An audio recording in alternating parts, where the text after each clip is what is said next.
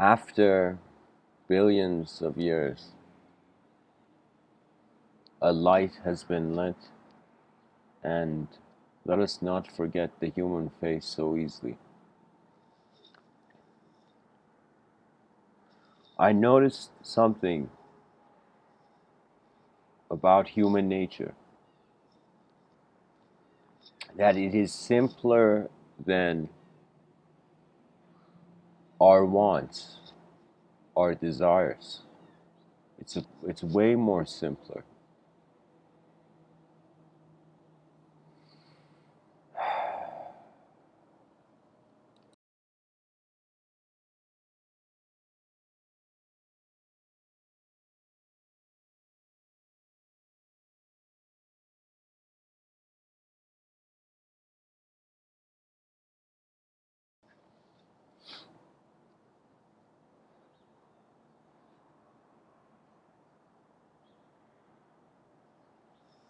You know, I remember seeing this Japanese show, comic book made into a show. It was called Darwin's Game, and it was how people were lost in a game.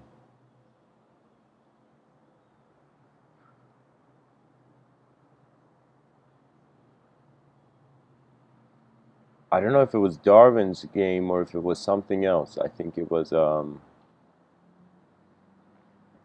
anyways, the whole story, the whole point of it was that another reality emerged while the people were in one reality. As they went into the other reality, they began to see what it's like to be controlled.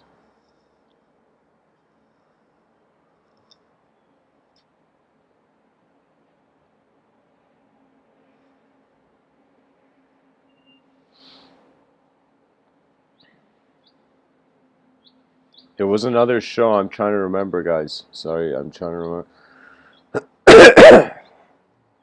I think it was Sword Art Online, something like that. Pretty much, it showed human beings trapped in a simulation,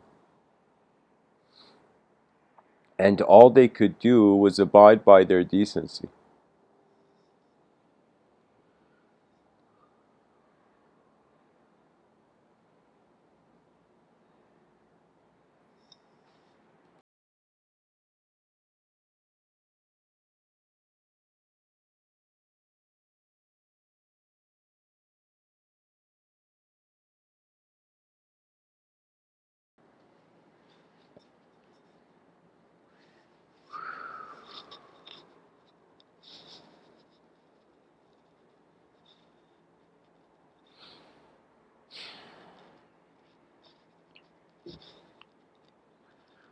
You know, when you think about it, how many moments of our lives we're actually experiencing ourselves as a human. I feel most of the moment, most of the time throughout the day, we're just movement.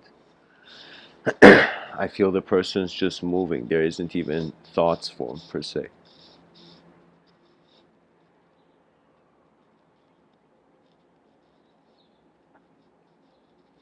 And you know, I don't know, guys. There's something that I witness about the simplicity of humanhood. That if the being just abides by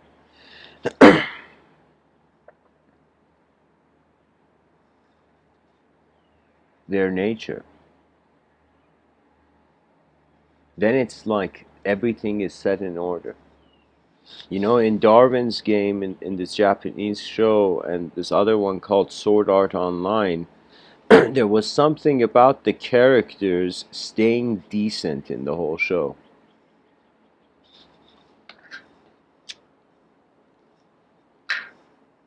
And sometimes I feel maybe for our species, you know, aside from the shows, aside from the narratives, maybe that's the thing, that the human face is not just the human, it's not just the physical human face, like as if everybody becoming such a technological species, we're all robots. What does a human face look like? Nobody remembers, imagine. Consciousness has surpassed its body. you know?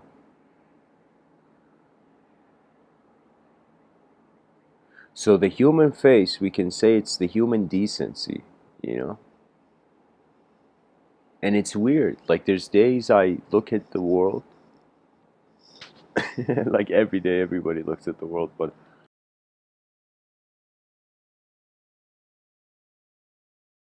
I don't know, there are days like I was waiting at this what do you call it? Tim Hortons and uh this is in Toronto. It was just this morning. You know, I went to get coffee and I just looked inside the inside and it was people wearing masks. And a lot of like what felt to me stumbling, as if the human being is looking for a sequence to replicate. You know, it's strange. We're human beings that are working like machines. We're like humans that make their living like machines.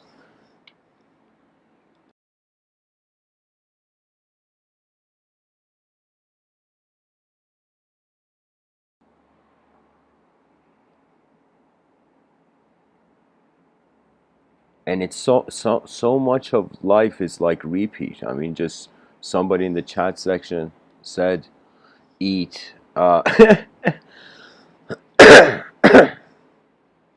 know, excrete, sleep." You know,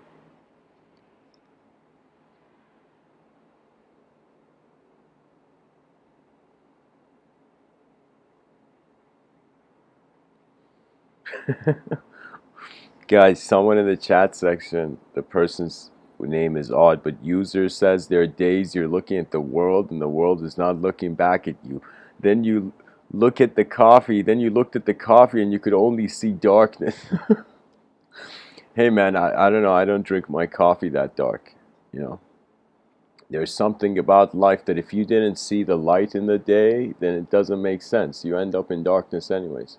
Every day ends in darkness. It actually begins from the void and then enters and returns back to the void.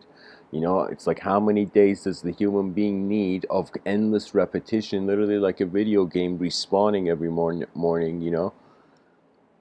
How many days required to repeat, how many days of living are required until the person sees what's going on, right?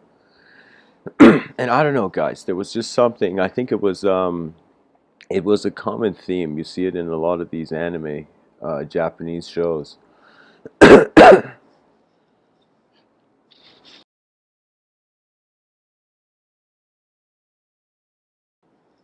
where the character in some sense loses something or something is at cost and the character stays true and it's like it surpasses. You know, that's the thing. If you don't stay true to your nature, and I'll explain what I mean by that as the talk develops. But if you don't stay true to your nature, then it's as if, sure, you might get a reward, but you still don't get to see what your reward would have been if you stayed true to your nature, you know?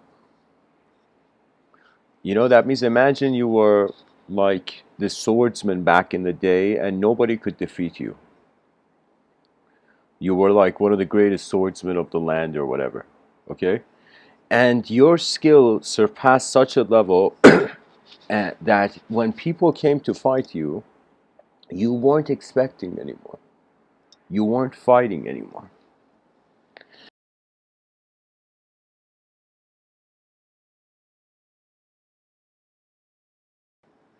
I want you to imagine a child back in the day during medieval times just holding a stick in its hand, moving around, you know, in the wilderness of a forest, right? Just like a child playing around back in the day in medieval times, you know, and then you can see that child becoming a master swordsman and reaching a level of mastery and skill that that child, that person, like master in some sense actually no longer is holding a sword.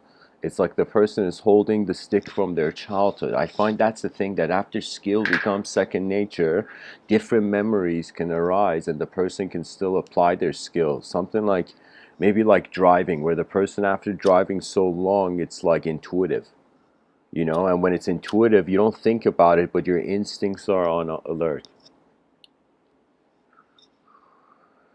So I'm saying that it's like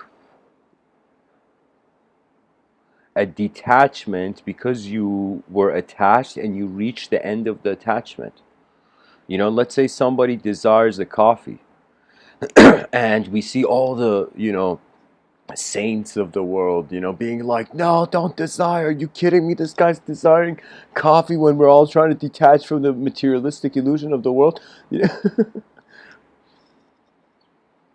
And you see, you have that desire for that coffee and you drink it and it finishes. And what happens upon the completion of one desire? Very easy. We move on to the next. So much of life is going through like an action and then it finishes.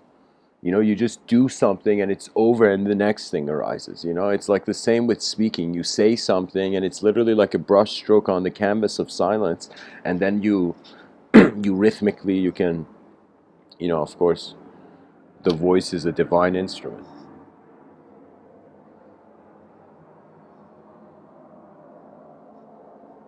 Man's speech is a gift from the gods. It's the closest thing. The sophisticated use of language. Language is literally, if we were gods, if we were all Thor, language would be our hammer.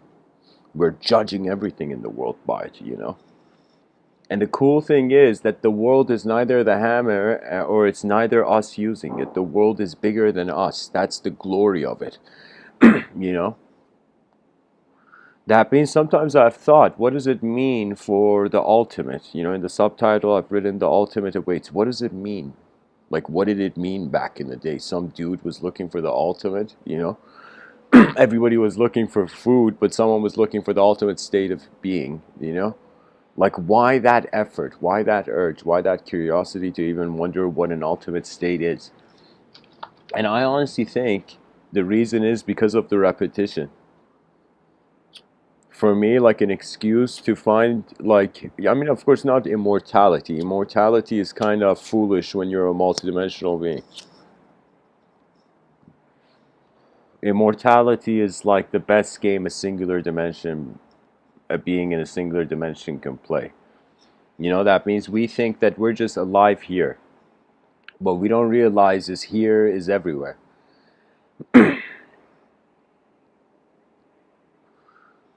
And I don't know, imagine, I remember writing a script. I'll tell you this. I wrote this script called The Immortal Philosopher.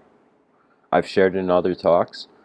Pretty much in this script, what's going on is this philosopher, he's the first I just fathomed it one night where I'm like, okay, let's imagine the first philosopher that accessed immortal technology.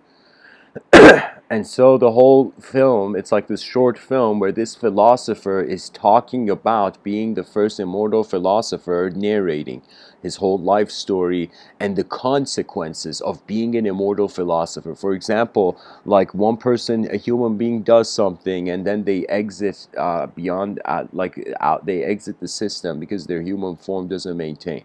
But imagine you were an immortal philosopher. Imagine all the influential people in our history. Imagine if they hadn't died and they could see the aftermath of their ideas. So this was I thought of kind of like, all right, this would be a cool film where you have like the first philosopher in history that after attaining immortality is saying that it is in some sense chaos, and that it's like the philosopher had managed to make his body immortal but not his heart, because your heart breaks every time nature's greater harmony isn't allowed. There's something just people know. Do you know what it is? It's like unleashing a chained animal. It's like releasing yourself from the shackles of language that have kept you as your energy in a certain way. Because really, if I think as a pure materialistic being, why should an atom work? Why should an atom care for anything? The thing about rendering things just to a pure materialism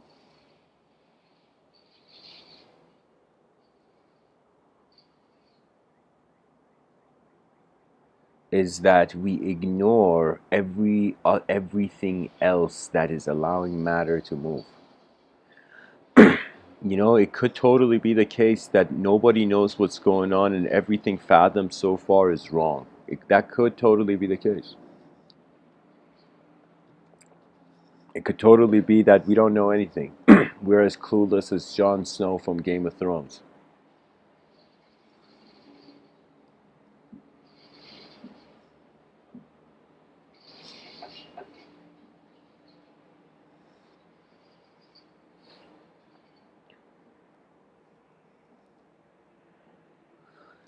There was one thing I noticed, that when a person doesn't want more than they feel they can, have, something strange happens. That means, imagine,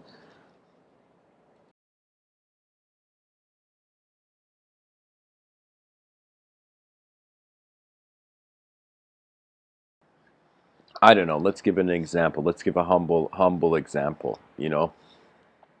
I'll give you a story. I'll tell you a story, but I'll give the example first, then I'll share the story for it.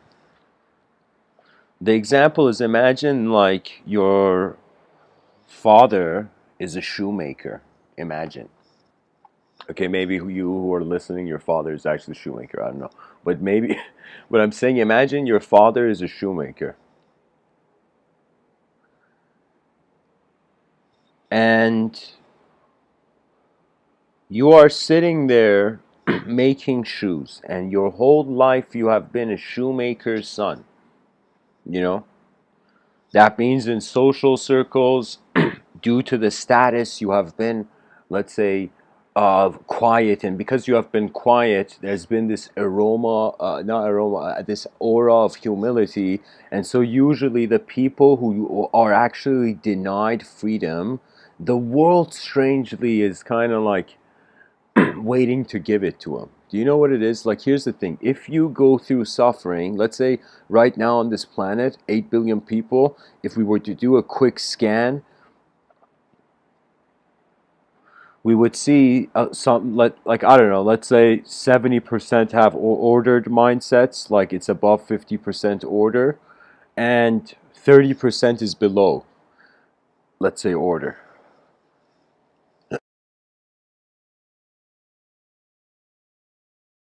Let's say that we created a chaos and order level system, that based on people's vision, the way they're looking, you know, it's as if there's a sort of embrace of how much chaos is allowed in the system, how much order is allowed in the system. You can say someone who's like a neat freak, they don't allow chaos. They're trying to, every time they see chaos, they want to brand their own order into the moment.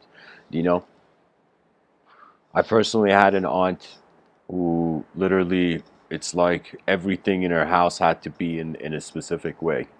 That if you moved it, it was like, like forbidden. It was literally like visiting her was like entering a temple. It's like, don't touch the shrine. But it was something that, it was like the order of her mind. From my view, honestly, it wasn't something I could respect. For me, it was a sign of weakness. But I realized on another level, it was her heightened sense of wanting to keep the order around. Right? So it's kind of very difficult. It's like the germaphobe has a point, yet it's like missing the actuality of the world. So for me, like, germaphobes are technically solipsists.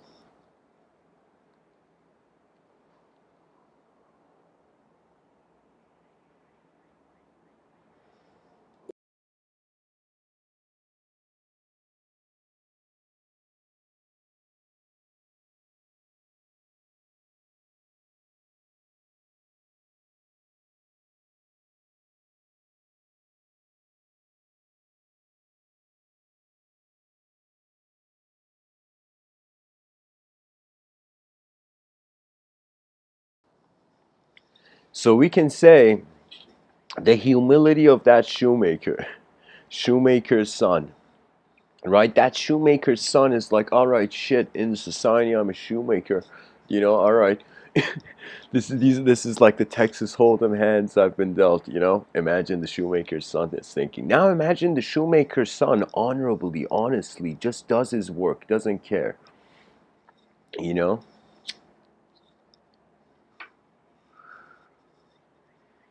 I'm just saying that sometimes when you are simple and you stay true to something and you just play your part, there comes something.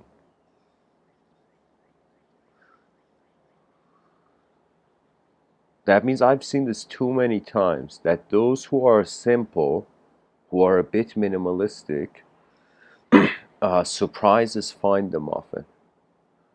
That if you don't have a complex expectation from this world, it can be a very simple and happy place, really. You know, it's like, what's better than finding meaning? Having meaning find you.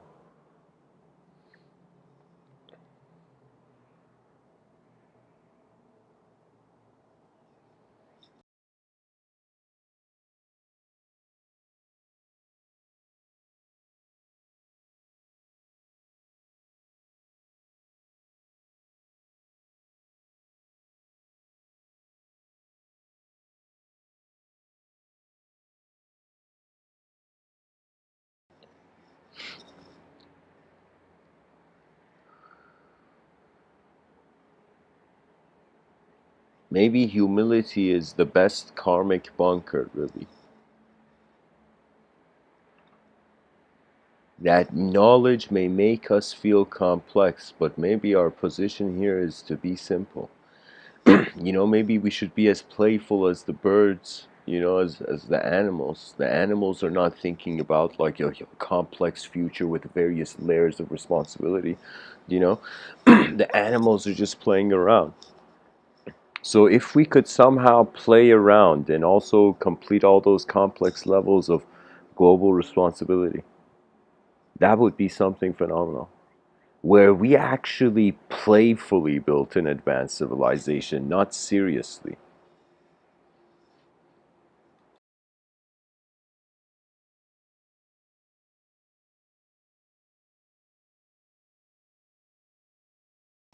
You know, the story of the shoemaker was this shoemaker pretty much asked his son, he's like, son, and the son's like, yes, pop. You know, it's like, you know, it's like we're shoemakers. So he's like, son, what do you want to be when you grow up? And the son's like, looks at his father and he's like, just like you, dad, I want to be a shoemaker. You know, and his father throws his hat on the ground in anger and it just covers his face. Oh my God, oh my God, oh my God. The father's tripping, you know? And the son's like, oh my God, I thought I gave the most honorable answer. Like, my father's a shoemaker. What? You know, it's like, I want to be a businessman. You know, it's like, and the thing is, the father looks at the son and says, son, I wanted to be a king. I became a shoemaker. You want to be a shoemaker, you're going to be nothing. Do you know that means sometimes the issue is not that we are small, it's that we're not aiming big, you know? Sometimes when you aim big and there's a boldness of the first step in that direction, you actually get the first things. Because if you think about it karmically, it doesn't matter how good or a bad person you are, that if you explore something, you see new dimensions. So I think it is something like, I think it's kind of strangely, maybe, you know, unspeakable natural law that the eyes that put an effort to go further, they will see further.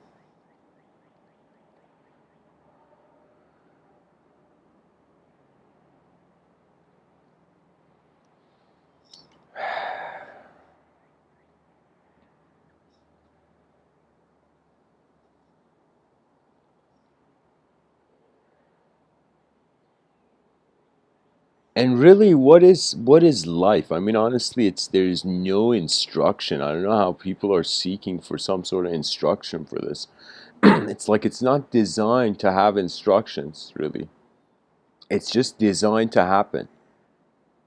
That means it's like whatever. I could sit in my room, think about like, do you know, nature or whatever. Do you know, I could even think about the birds, you know, outside my window, and then just realize, be like, whoa,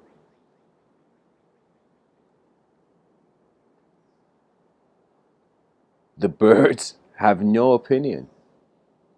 That means it's like we have a lot of opinions on the human being, but when you really look at it, we're just a creature making mouth noises. As Terence McKenna, he had this very unique way of saying it. He said we are um, advanced apes making sophisticated mouth noises, advanced chimps or something like that.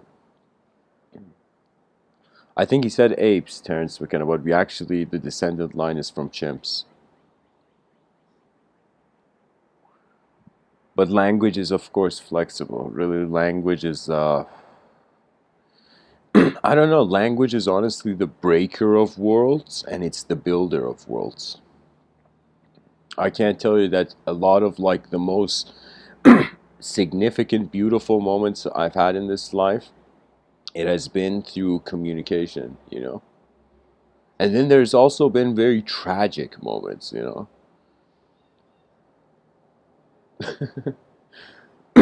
But that's kind of natural, you know?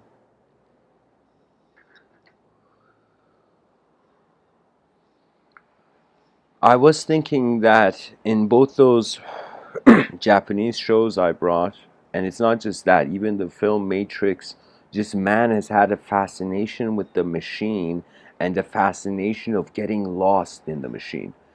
And I honestly feel that era is upon us, but it's not for our time. I feel right now from 2020, there's going to come a geometrical revolution, then the cyberspace revolution is going to come. There's going to be some, like, you know how there was the Wright brothers, and they brought like the airplane, you know, and it just blew our minds as a species. So similarly, there's going to be some things occurring with geometry. I think fundamentally it's like how the body of the civilization looks like. I think people are we don't realize it, but we're kind of developing into a brain. I feel like the way society is going to be designed in the future, it's going to strangely be exactly like the brain. You know what that means? That means we are neurons. We are neurons serving the cosmic brain, and the neuron may not understand why it's moving from one synapse to the other, you know?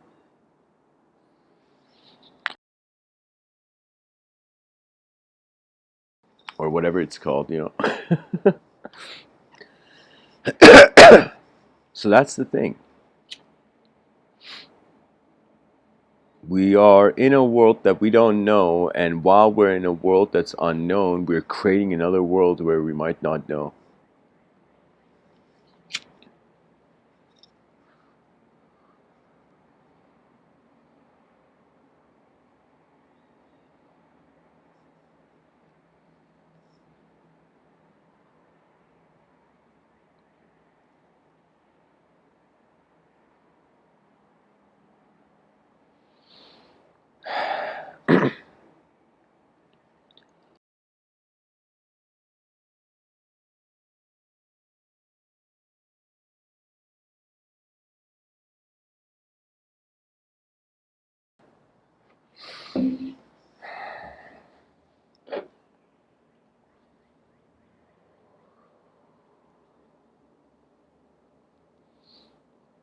You know, I constantly think of what kind of metaphysical view would an advanced civilization have. And I would consider that an advanced civilization would be so advanced it would have all of them, you know? Right now we are small, we're like small containers of information, so we're fighting over beliefs, do you know? But if we were giant forms of containers, if everybody could had somehow in the back edge of their mind they were the experience of everybody else's eyes, do you know, then there would be nothing to fear. You know, we fear the individuals. um Pretty much being alive is like the laws of the universe are moving nature like a pen, and as nature is moving, our psychology and free will and whatnot is emerging. So the first thing a human being realizes is that they're not only a simulation to their self, that their world is a simulation to other worlds. And once there's that contentment, then a new relationship with the attention establishes. Because if you see the world alive, then you can communicate to it. But if the world isn't alive, then you're just talking to your the void behind your eyes, really.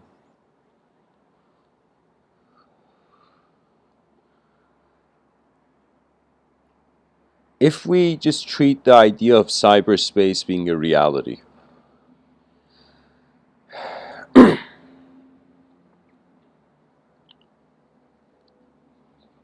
it's like somebody in cyberspace, let us say they don't feel pain anymore. So let's say you enter, that was pretty much the theme. Just in like Darwin's game, the characters could heal. In this show, the people could buy items at any time from the store, you know. And in both narratives, in both Sword Art Online and in the Darwin's game, I think it was pretty much the same company that made it, probably. But it was like in both those narratives, there was the theme of the information broker. So right now, you know how people have like, it's very basic. They have their wallets, on them. I feel in the future it's going to become that important to have specific information.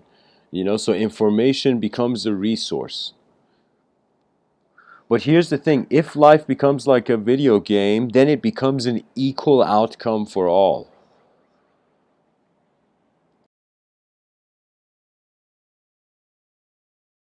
That means when I look at just what is the idea, the notion of these like giant multiplayer online games, like I don't know, I remember reading this thing, there was 85 million people. Like it's like this gaming thing is becoming more and more real, and as technology evolves and capitalistic fingers become greasy, the product line is going to expand. As the product line expands, there's going to be endless avenues. You see, it's literally an invasion of where the human attention goes. That means, think about it this way. Imagine an alien invasion happens, and all the aliens make human beings look a certain way at the alien species. Okay? Now, imagine actually the alien species comes down and literally the aliens are grabbing our face and facing our face towards a specific direction. Okay? That means every individual person and an individual alien came and changed their view. Now imagine if one alien came down instead of a giant alien fleet. One alien came down, and that one alien pointed, and everybody's attention was fixed. That technically would be a one man, one alien invasion. Do you know?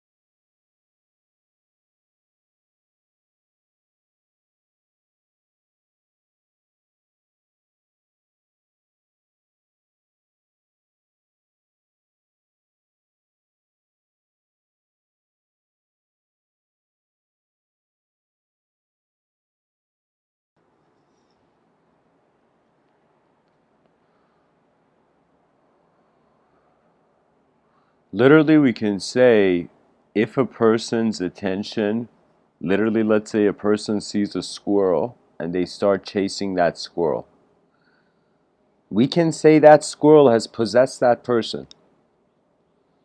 That means a person can, in some sense, be occupied by where their attention is. You know? So that's my kind of point, that really it's an attention game. We're chess pieces, that language is the chess master's hand. But the chess master's hand, strangely, it's like the pieces move themselves.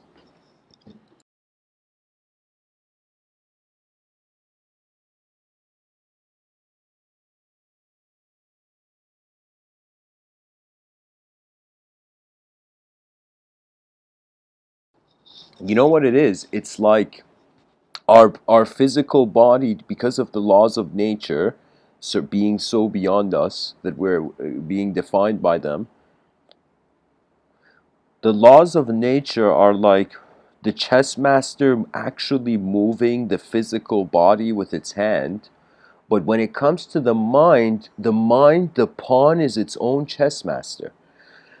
So I think I feel this is the case. I mean, I've experienced this often, that in the inner realms, your attention is your body. In your outer realms, your body can change your attention. So in front of your eyes, you're an object being a subject. Behind your eyes, you're being a subject that can instantly shift the objective experience. You can visualize anything after you see it, pretty much.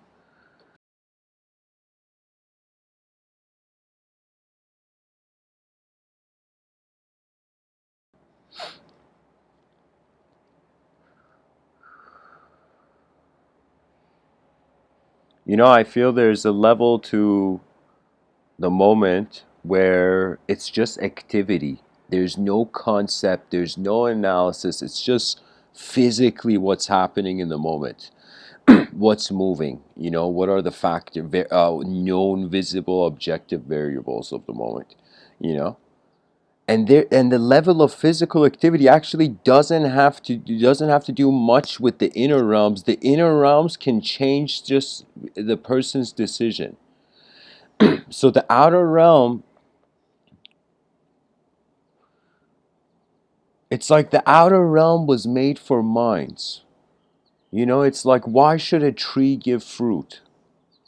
you know why should man's hand be the size of that fruit? you know so many things in nature.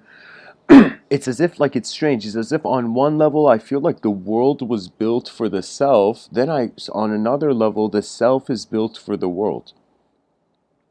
So when the world is built for the self, that's like a linguistic simulation. That's our cyberspace. Right now in 2020, our cyberspace is language. Do you know? But in the future, that cyberspace is going to become so real. I can't tell you how it's entering our lives, and we're not realizing that. It's like you're going to look in the mirror, and you're going to realize how much of nature is not actually looking at itself in the future, I'm saying.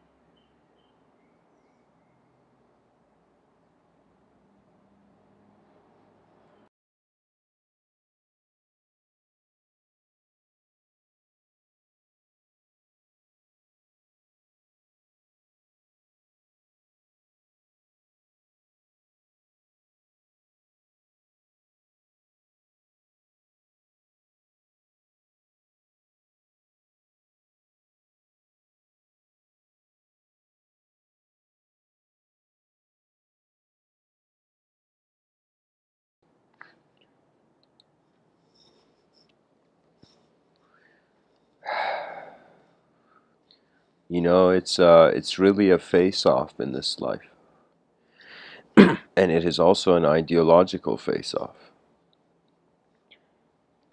There was a scene in the movie Face Off. In the movie Face Off, there was a scene where I believe it was Nicholas. Cage and John Travolta, and they were looking at each other in the mirror, and they had each other's faces, but because they were facing one another in the mirror, it was as if they were actually seeing the enemy. It was a genius moment in cinema, I would say, that scene. A genius moment in production design history in film. But I would say, like, now, the thing was that it's kind of like that, where we see the reflection of ourselves in others.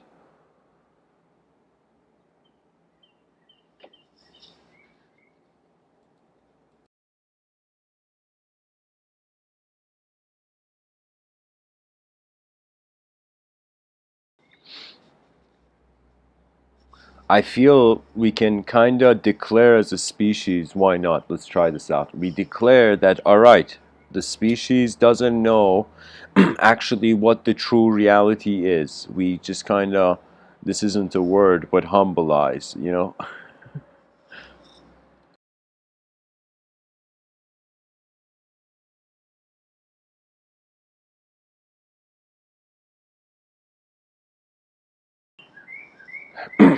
And so we humbleize by finding our humble eyes.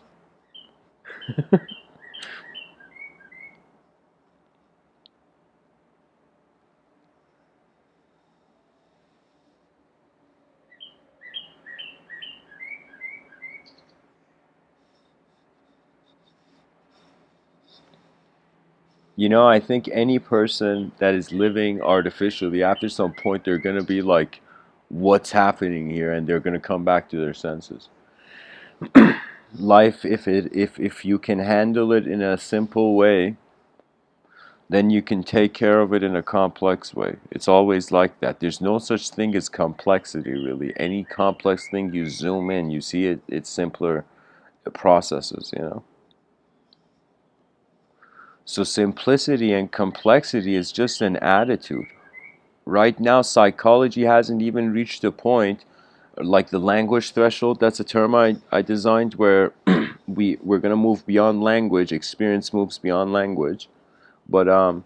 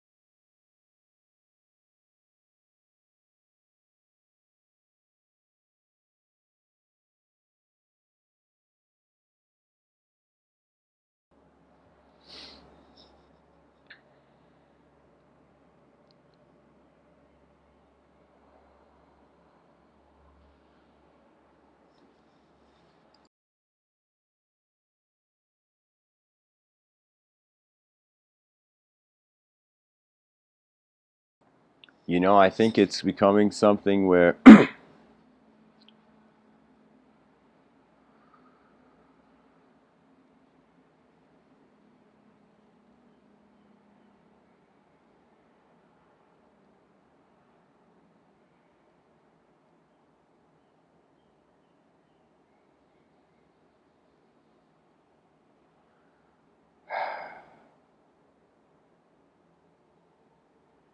the linguistic simulation, the geometrical simulation, the cyberspace simulation,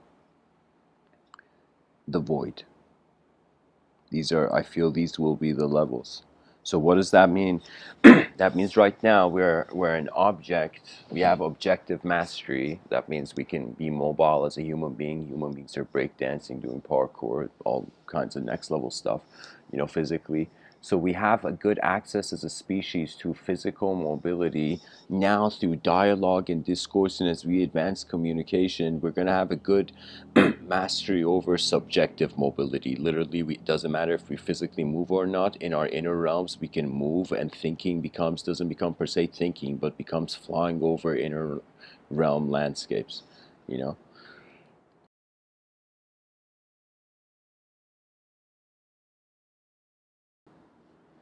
There's a quote from the Sufi mystic poet that it was so strange. It was like in the middle of a day, like sunny day, and I read this quote, and as a grown man, I just cried on the spot. But it wasn't tears of sadness, and it wasn't necessarily tears of joy.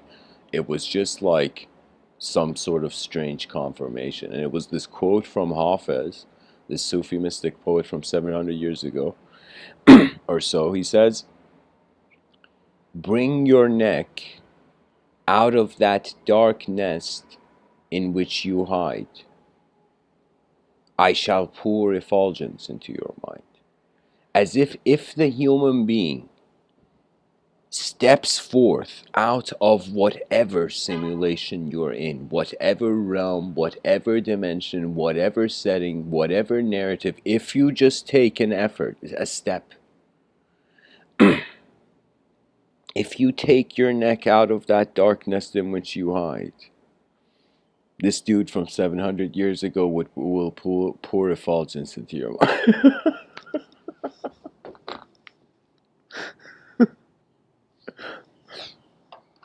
It's like, how's he pouring it with a bucket? Like,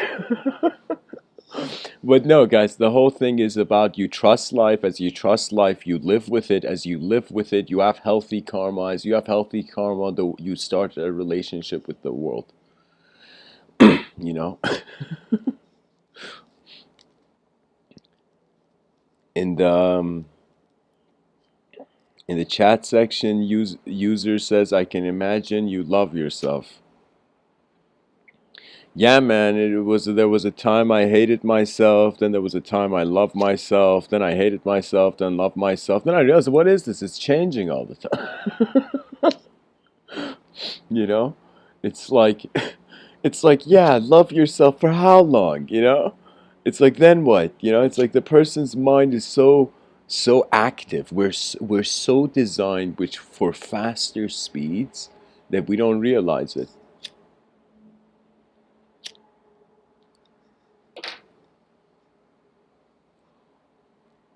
So the whole point of that Sufi mystic poet saying that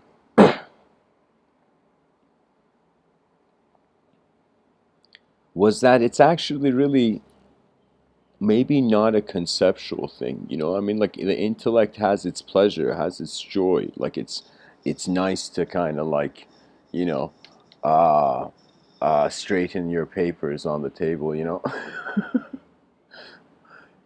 But I feel intellect does not see the living, the dimension of it. There's something here where it has nothing to do with the human being's opinion on the world. It's literally an interaction, an engagement.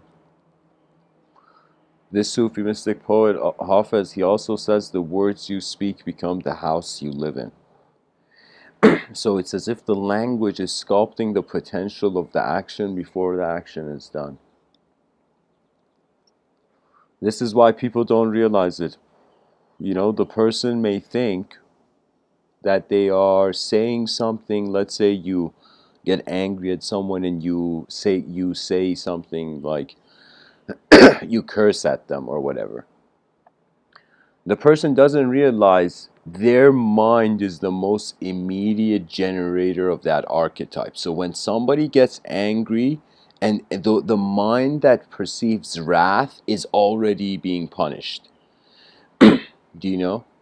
So there is this thing that people's minds, if you just treat it that when whoever you see, their minds are moving at a faster speed than their body, then you can see the type of human beings who are aware of their environment and those who are just moving in the environment. There's a difference. There's some soldiers in the battlefield, they're just running out of fear, like freaking out, and there's some people who are actually looking at the battlefield. It's like, what is this? Is this a battlefield? It's like, where do we have to go? What's the point of it? It's like, here's the thing. You open your eyes, you gather information, you make a decision, the information is set into motion, you go forth until you have more information, and then you make another decision. Literally, birds, squirrels, all animals do this. They do some movement, then they scan their environment, they observe, and they're like, all right, it's cool to move. And they, like a cool cat, the tiger, nobody saw the tiger pass by.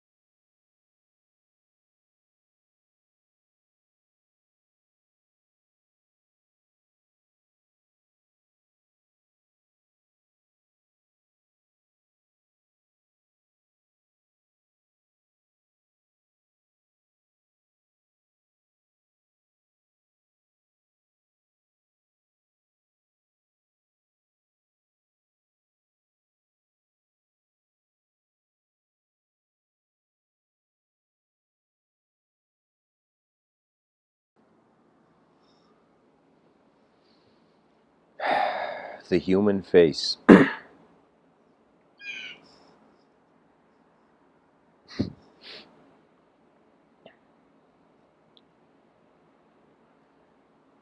Some people say the eyes are the windows to the soul.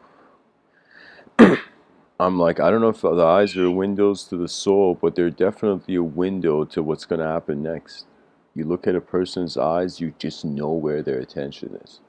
It's strange. It's like after a while, at first, it's like this kind of eye language is not aware. The person is not aware of it. But when they suddenly realize every person is like a brain, like a data processor, and they're processing data, and the way they're processing it is through linguistics and narrative building. So it's like if the person buys coffee, says, hey, to the cashier, and the cashier, let's say, says, hey, and, everybody's like, why is everybody saying, hey, everybody in the coffee shop, you know? Imagine if life was that simple. You went into a coffee shop and you're like, hey, and everybody was like, hey. Oh my God, even the birds are saying, hey.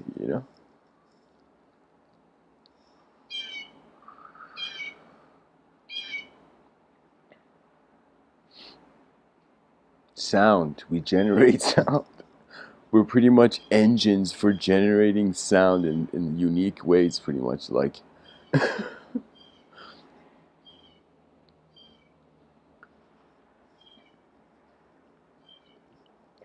that bird sounds like a bird shouting out the truth to all the other birds.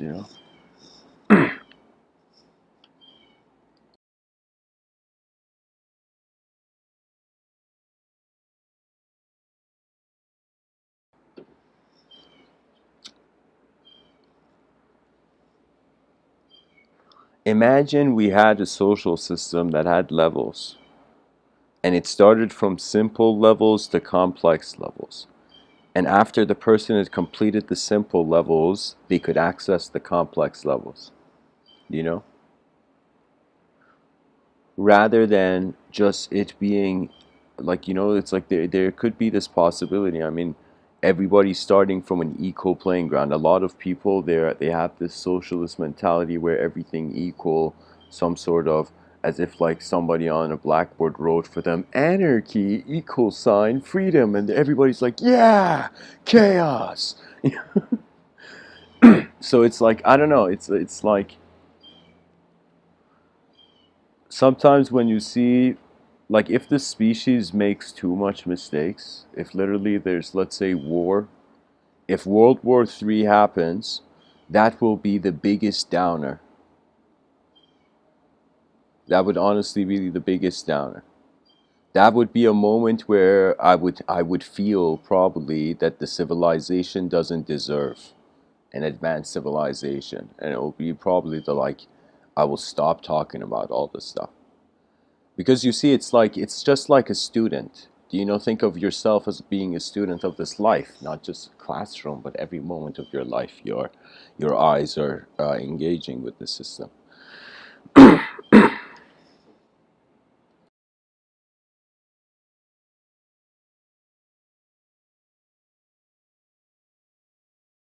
As the eyes engage with the system,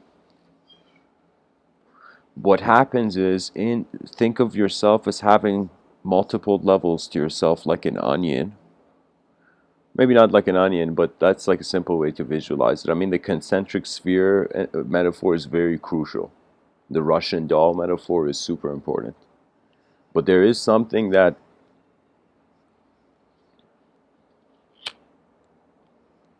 I mean, think about it. Imagine, just like how you as a person you want to move your hand, the right hand, with the same freedom as your left hand.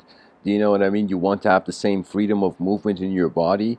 Do you know? Now imagine this is wanting the same freedom of dimensional perception, because when we start talking about the mind, it's actually the end of talking. And for me, it becomes a state where I think the greatest way it can be designed, where it just becomes advanced communicators and pilots, pretty much human beings realizing that there is this subjective realm, that how we are ideas right now, even these words I'm telling you, how they're becoming images, this is the suggestion that there is a room. This doesn't mean this room is real, but it means it appears as a room. Because it's like we have to honor the traditional, I would say, linguistic founders of linguistics. That means we can't deny the fact that it could be a genetical hallucination, because that's how far it's when you empirically you look at it, that's what it looks like. That means it's like language is epigenetical. Language is like really like the mediator between us and the outer world, in regards to us finding meaning, systemizing it, classifying it, calling that a tree, calling this a uh, you know double double. That's type of coffee.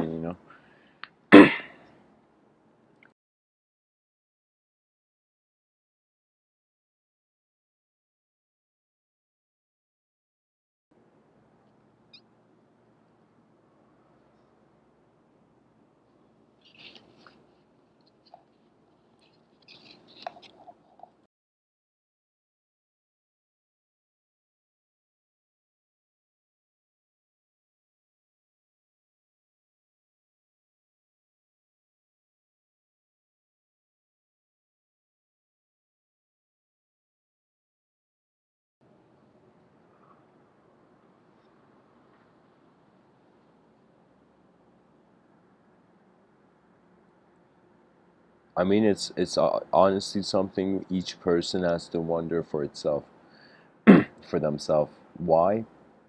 Because nobody knows how your eyes have divided the world. That means sometimes you look at it, there's some problems in life that even if you wanted to tell people, you can't. They're not even termed. They're like emotions about a condition, a universal condition.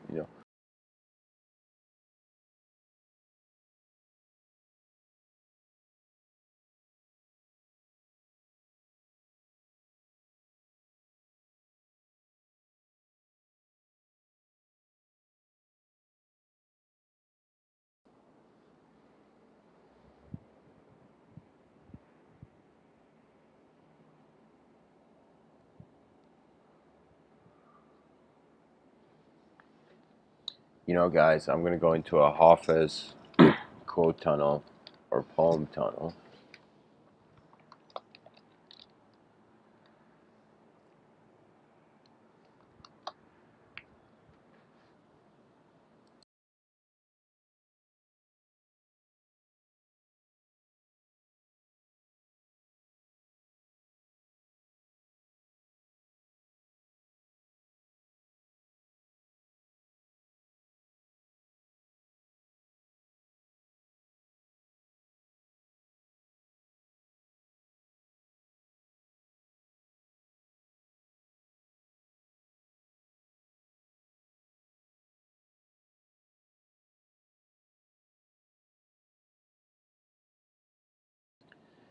Okay, guys, so these are some poems from this poetic work from Hafez written as The Gift.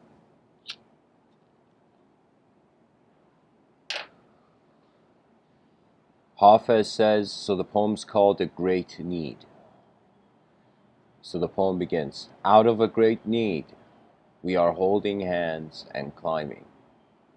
Not loving is a letting go. Listen, the terrain around here is far too dangerous for that.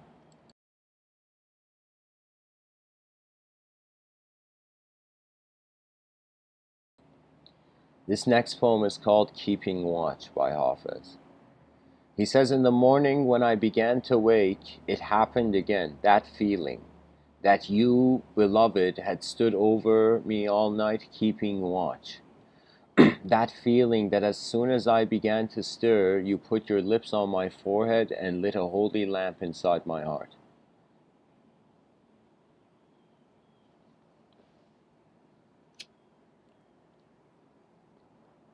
Guys, this is not just poetry, this is a mystic's metaphor. You know, Hafiz was a Sufi, for how there's a relationship with the divine. And I feel those who truly have it, there's a component of selfless archetypes. Like after you, it's as if like there is something strange where it's as if like a bunch of desires are fulfilled, so the person gets some references, some reference points in their psychology, you know, for how the desire happening would be like. Then it's like the next phase where you learn from selfless moments in this life. Usually in selfless moments, the whole moment, the whole moment is the prime mover. I was about to say the whole movement, but I meant the whole moment.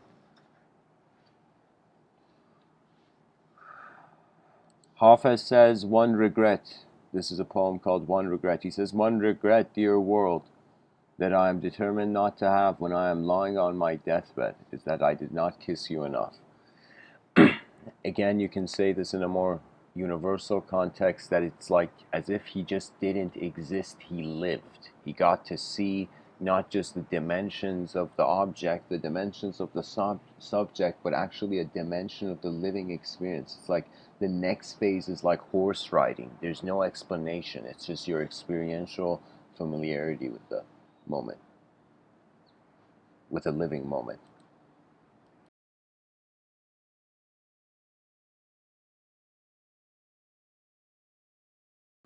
Hafez says, I wish I could show you, when you are lonely or in darkness, the astonishing light of your own being.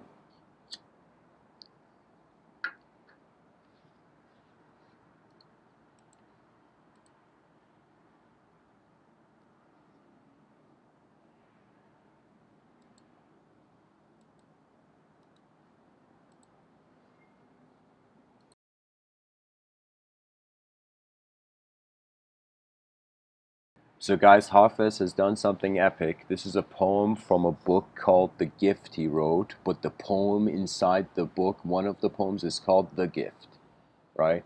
So the gift is like, I don't know, it's a key archetype, I guess, in the mind of Hafez. He says, our union is like this. You feel cold, so I reach for a blanket to cover our shivering feet. A hunger comes into your body, so I run to my garden and start digging potatoes. You ask for a few words of comfort and guidance, and I quickly kneel at your side, offering this whole book as a gift. You ache with loneliness one night, so much you weep, and I say, here's a rope, tie it around me, Hafiz will be your companion for life. Yeah, it's this whole thing of inseparability with the beloved makes you an ultimate lover of a truth that you were before you needed to be. That's the whole thing. That's the romance. That's the whole archetype of not true love, but love's truth.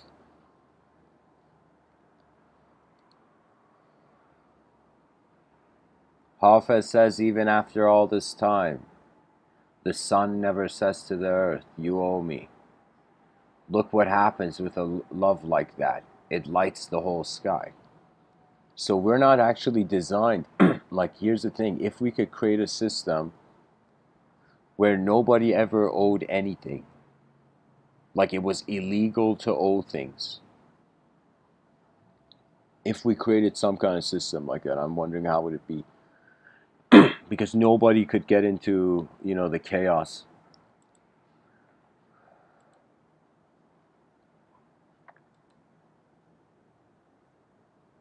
Hafez says, "For I have learned that every heart will get what it prays for most."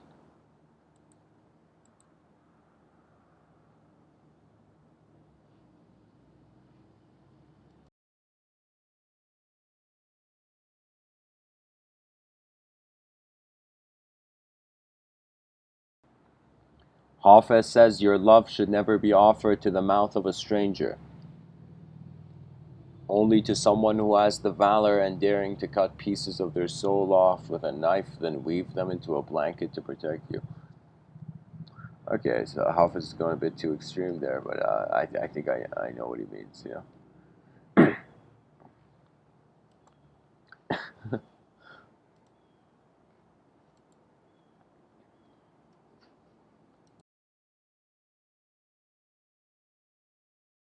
Wow, guys, this poem is called "Practice This New Bird Call." Hafez says, "The way we live opens windows and calls in a secret voice to anything still missing. There is nothing in your mind you have not invited in. There is no event in your life you in some way did not drive a hard bargain for. We were all once like moons, often full and bright."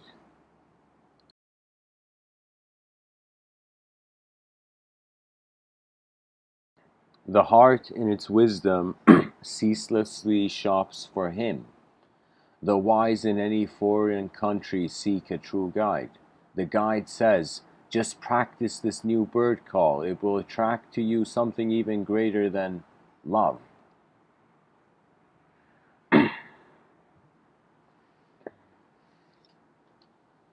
That means it's a way of living, this bird call that Hafez means. It's not this life, we're not robots to get robotic results. It's like at best like you see life like an elephant, and if you ride it well, the elephant's gonna be chill. Something like that level.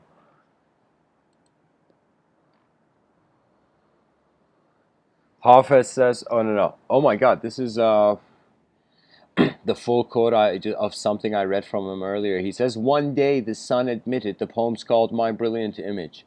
"One day the sun admitted, I am just a shadow. I wish I could show you the infinite incandescence that has cast my brilliant image. I wish I could show you when you're lonely or in the darkness the astonishing light of your own being." That's the thing. The Sufis were trying to say, like, yo, you like God, fall in love with the idea until you recognize you're technically, from the beginning of your life, whoever's religious has been worshipping the inconceivable. Even though you see a conception of it, there is the unknown context. Even if the person conceptualizes the notion, the unknown context of what is going on here, it like surpasses any narrative.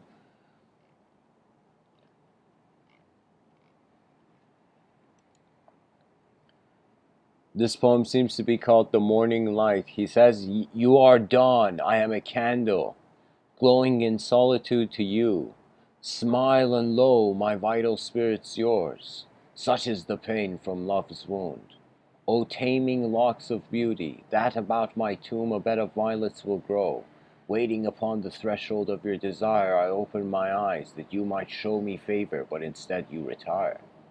Sorrow's legions, I am ever thankful for your friendship. May God protect." Okay, this becoming. Oh my God! This what I'm reading is like a conversation, but the person hasn't put the names. I'm like, what is this? There's something. Okay, guys, I'm gonna move on. See, what is this? This poem is from Hafez. It's called "Curfews." Noise is a cruel ruler who is always imposing curfews, while stillness and quiet break open the vintage bottles, awake the real van.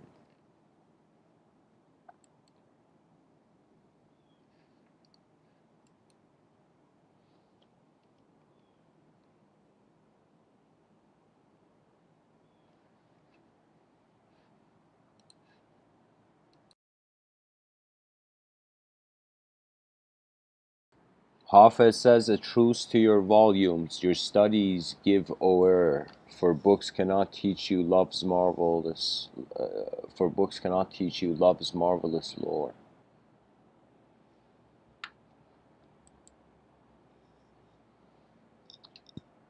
Hafez says, the sun will stand as your best man and whistle when you have found the courage to marry forgiveness, when you have found the courage to marry love. Hafez says, you ache with loneliness one night, so much you weep, and I say, here is a rope tied around me. Hafez will be your companion for life.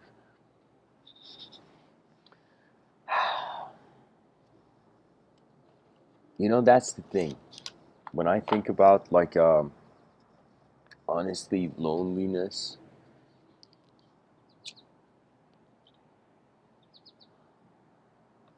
a candle can choose to melt alone, or a candle can choose to pilot before melting.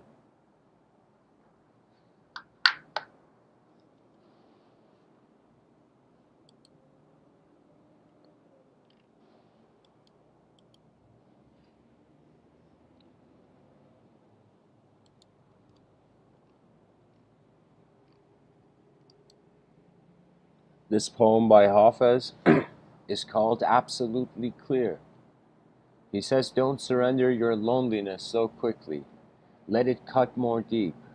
Let it ferment and season you, as few human or even divine ingredients can. Something missing in my heart tonight has made my eyes so soft, my voice so tender, my need of God absolutely clear. You see, guys, it was an existential crisis of the absence of meaning in the moment.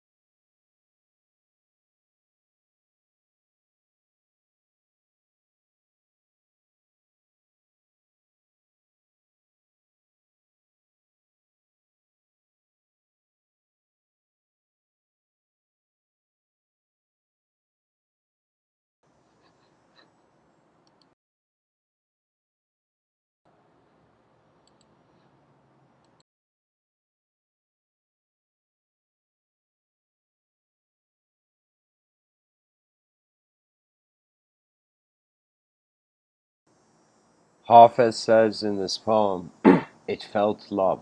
He says, how did the rose ever open its heart and give to this world all its beauty? It felt the encouragement of light against its being, otherwise we all remain too frightened. Hafez says, I once asked a bird, how is it that you fly in this gravity of darkness? She responded, love lifts me.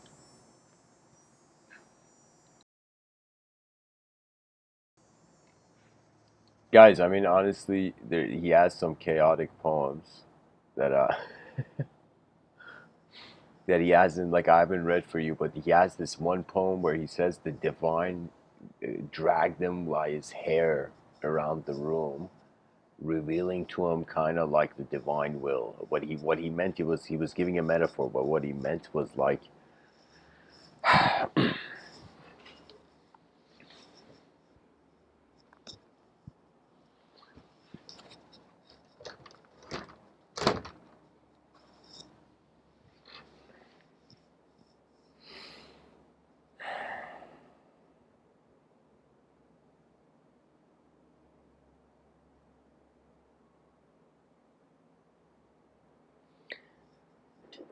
you know, the divine, we tend to attribute it to the unknown to the miraculous. But what it would look like from actually, if we were to give it proper shape, would be a field that knows what's happening and a living field where the input into the moment can change it.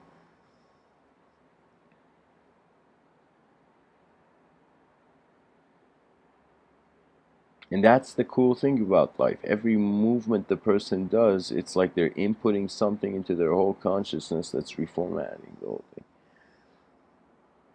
There's this poem by Hafez. He says, "Strange miracle." That's the name of the poem. He says, "O wondrous creatures, by what strange miracle do you so often not smile?"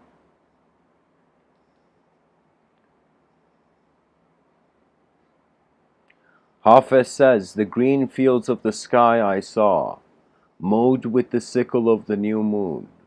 I thought back to what I'd sown, and to the harvest, what it might draw. And then I talked to fortune." In quotations, he says, "You've overslept, see, the sun's already risen." He replied, "Don't despair. With what you've done, your record will repair."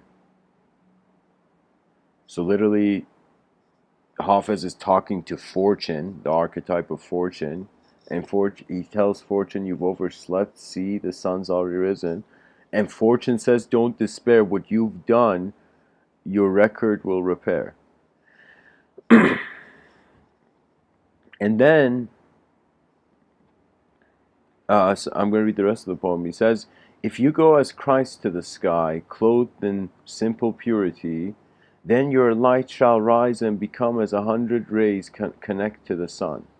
But do not rely upon the lunar star. He is a wayward rogue who lifted the crown of cows and kicked the belt of Khosrow. Though the ear strains from the golden ruby jewel, attend, passing beauty shan't remain. So give yourself to counsel's rule."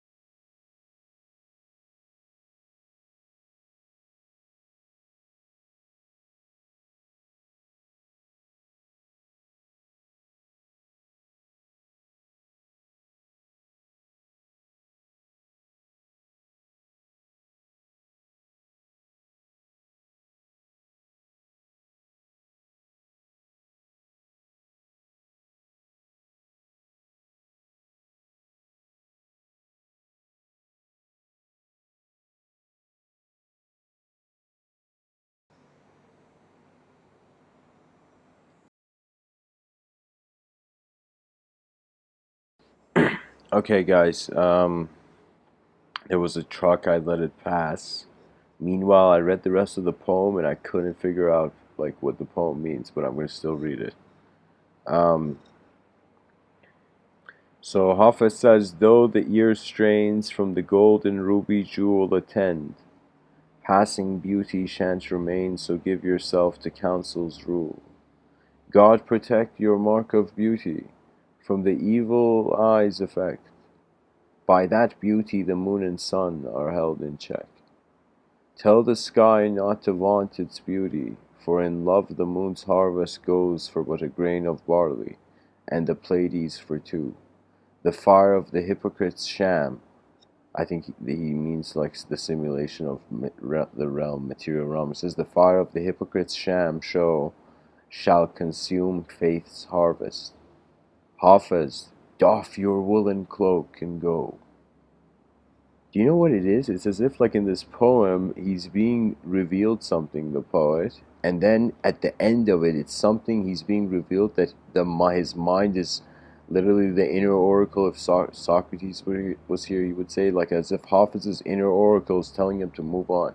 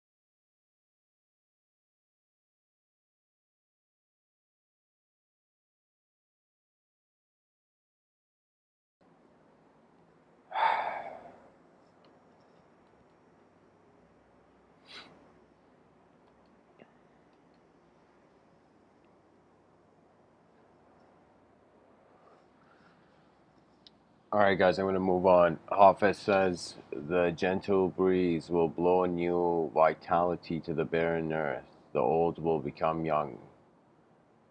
Persian lilacs will offer the white lily their fragrant red cup. The narcissus eye will glimpse the anemone. I have no idea what that is. Hold on, guys. Let me look this up. What is this?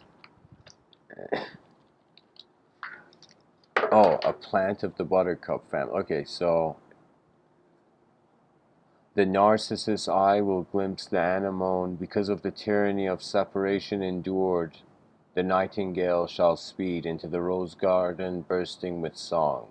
If I've left the mosque for the tavern, don't complain. The ceremonies stretch on far too long, and time is short. Heart, if you deposit today's joy for tomorrow, you may be left with nothing, for who will guarantee it? In the month before the fast, drink your fill of wine, for this sun too will set in Ramazan. These will be out of sight. The rose's beauty is very dear. Enjoy its petals when it is here. As soon as it comes, it is gone. Minstrel, for the feast of love, sing your melody.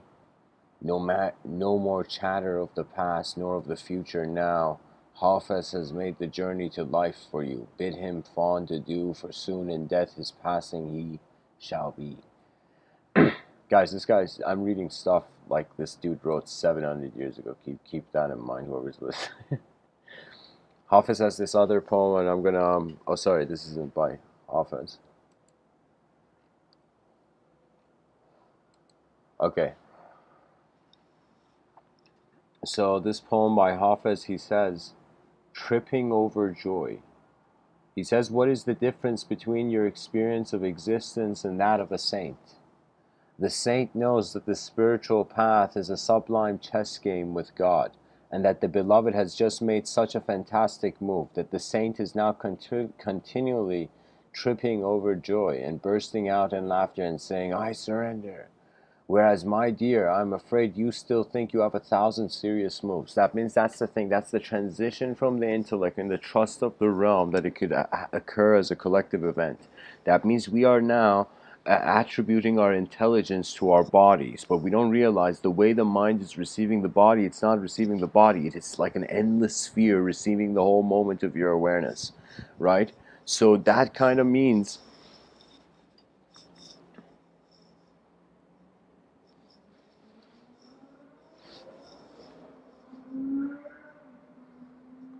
that it's like you start from a serious place, then as you discover the nature of reality, I think there's a sort of field thing that goes on.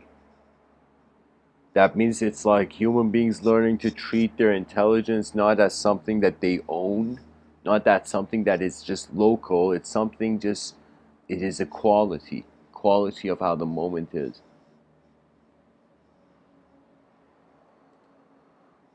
There's this poem, he says, Hafez says, some fill with each good rain. There are different wells within your heart. Some fill with each good rain, others are far too deep for that. In one well you have just a few precious cups of water. That love, in quotations he says, that love is literally something of yourself. It can grow as slow as a diamond if it is lost. Your love should never be offered to the mouth of a stranger, only to someone who has the valor and daring to cut pieces of their soul off with a knife, then weave them into a blanket to protect you. These are different wells within us. Some fill with each good rain, others are far, far too deep for that.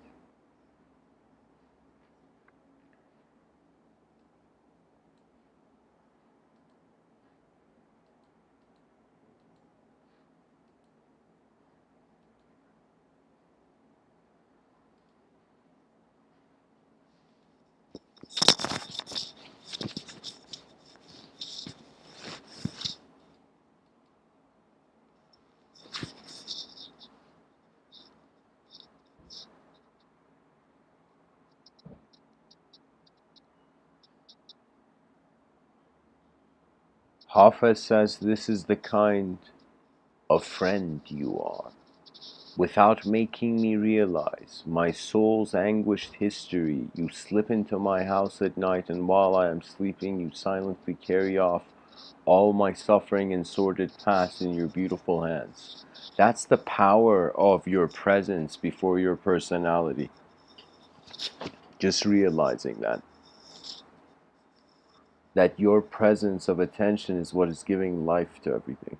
Not to everything, but in your realm of narrative, subjective realm of meaning, it is. Your attention is the source of meaning. And the attention is a direct experience. What comes into the attention, whether it's subtle or gross, whether it's an object where it's more gross and then it's more like subtle. Before calling it the inner realms, I would call it your subtler planes of abstraction or imagination. That imagination was like a subtler level of things going on while something physical and real was going on. And it's like suddenly this notion of even separating reality and imagination is strange because we're in reality, but we have access to design of imagination, so how could it be unreal? That means I could visualize right now, like, I don't know, like a native canoe just hovering in the air in front of me right now, just slowly moving between the tree branches of my yard, right? I can visualize that, yet it's not real, but that is something as an additional level of design to reality. So because I think the mind is in a multidimensional position, we can see different dimensions and relate them.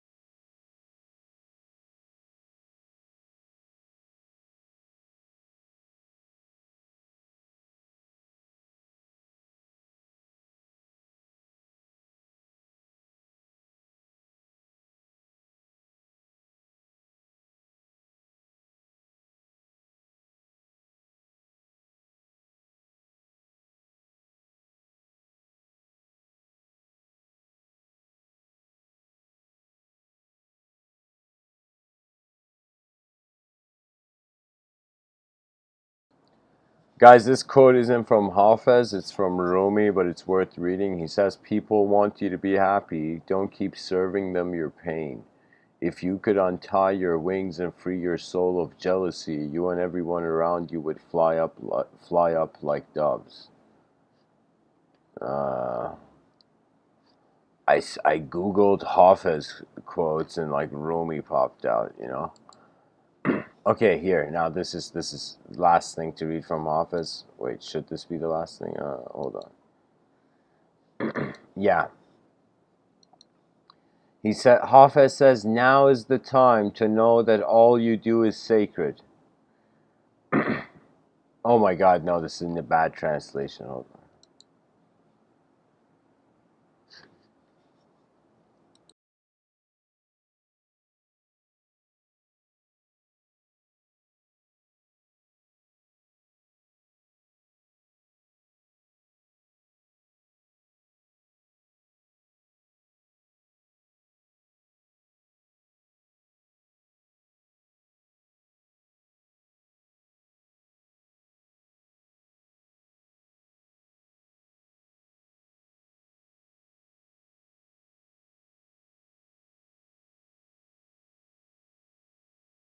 All right, guys, here. there's this poem from Hafez. He says, this is the last thing I'm going to read. He says, what's the poem called? Lousy at math. That's what the poem is called, I think. Hafez says, once a group of thieves stole a rare diamond larger than a goose egg. Its value could have easily bought 1,000 horses and 2,000 acres of the most fertile land in Shiraz. The thieves got drunk that night to celebrate their great haul, but during the course of the evening the effects of the liquor and their mistrust of each other grew to such an extent they decided to divide the stone into pieces. Of course then the priceless became lost. Most everyone is lousy at math and does that to God. Dissects the indivisible one by thinking, saying, this is my beloved, he looks like this and acts like that. How could that moron over there really be God? Yeah.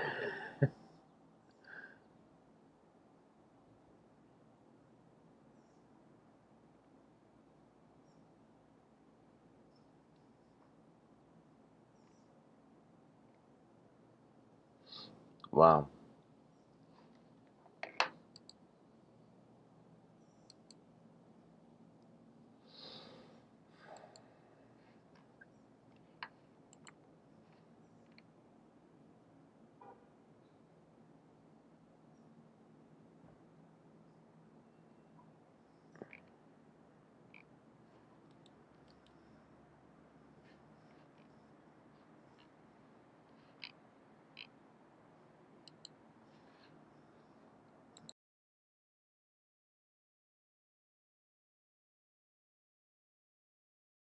Actually, I'm gonna make this the last poem, guys. Hafez says, where is the door to the tavern? That's the name of the poem. He says, where is the door to God? And then he says, in the sound of a barking dog, in the ring of a hammer, in a drop of rain, in the face of everyone I see.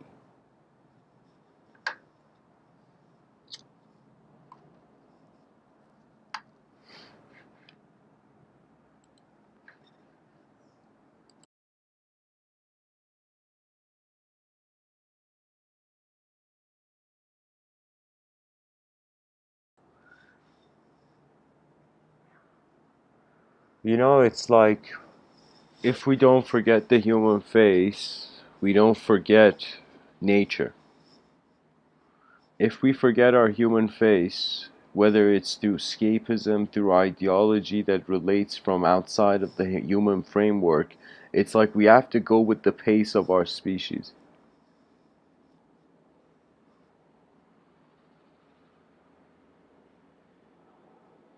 The ultimate awaits.